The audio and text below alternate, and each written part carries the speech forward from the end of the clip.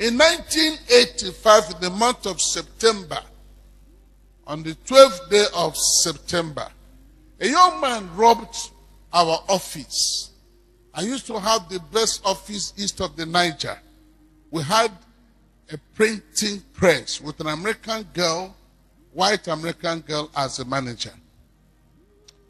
When this young man moved everything in that office, I heard a voice that said to me, "Oh man, don't fight for yourself. Give him everything he removed."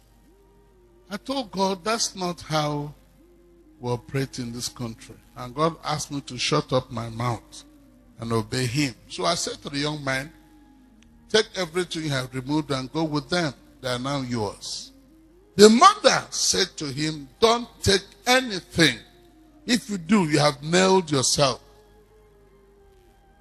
He said to the mother, you are an illiterate. What do you know? The mother said to him, I'm a witch. I know the mechanics of power and the dynamics of power. That day, after he got home with the things he removed, he went to the office of the richest man in New York and said to this man, that man, I robbed Rev Uma and he gave me everything I removed. It's now your turn. If you don't give me 50,000 naira, I'll shoot you. Now, it was the euphoria of the gift I gave him that made him bold to run after another person. The man said to him, I can't die over 50,000. I'll give you 250,000. But in the meantime, hold this 100,000 and count while I bring the balance.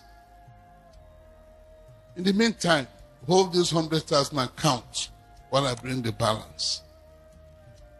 While he was counting this 100,000, police appeared.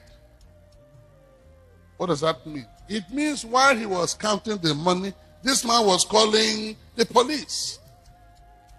Now, a young man plus gun plus money equals what?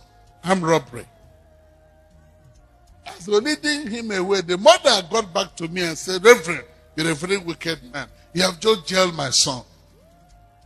Life is made in a way that nobody can cheat you. When you know it, you will let people make attempt at cheating you without you fighting back. We fight back because we are not sure there's a way of getting back what they have taken from us.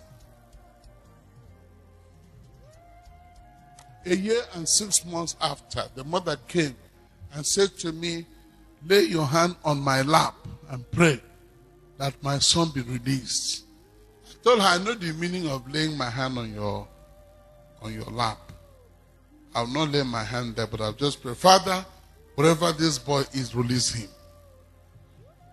I don't know whether you understand this principle I've just shared now.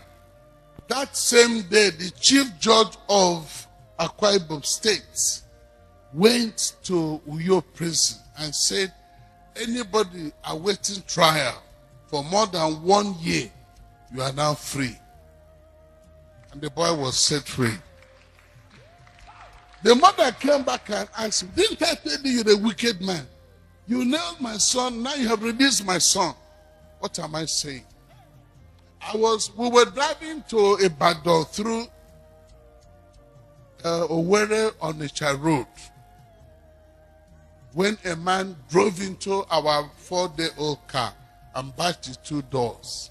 I came out and inspected the damage and said to my driver, can we continue? He said, no, sir.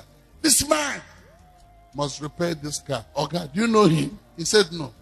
You don't quarrel with him? He said, why are you fighting him? Come on. This battle is being fought at a higher level. Let's go. He told me he will not drive that car. But the chief of the village came out and said to the watching crowd, anybody you can damage his car this way, I will not fight. I will not say anything. That person has somebody who fights for him. When that person comes, nobody shall be found alive in this village. He asked them to block my way. He said to me, slap this young man, kick him. I want you to learn a very powerful lesson. When somebody calls you an idiot, don't tell him your mother is an idiot, your sisters are all idiots, everyone from your village is an idiot. I'm a witness. Just go your way. Heaven will take over and fight for you. Which one do you prefer? The good news is when God sends an angel to slap your enemy, no Nigerian policeman will ever arrest the angel. Will they? No. They can't even blame it on you. Has anybody learned anything new today? Raise your hand. Let me. I'm sure you must have been told the driver who killed my children and my cousins was never prosecuted.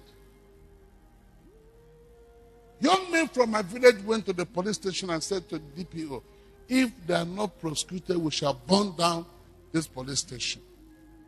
The DPO drove to my house and said, Omar, I'm in trouble. I told him, you are not in any trouble. I went with him and addressed the young men and told them not to fight for me. I have somebody who fights for me.